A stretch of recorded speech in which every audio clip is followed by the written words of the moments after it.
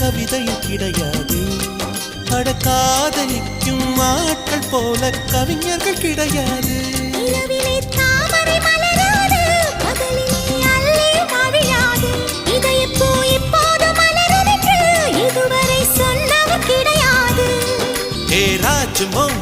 ரம்பா ரம்பா உன்னை எடக்கெட தங்கம் தர துடிக்கும் நெஞ்சம். கைகள் தொடாமல் கண்களால் நெஞ்சை பந்தாடினாய்.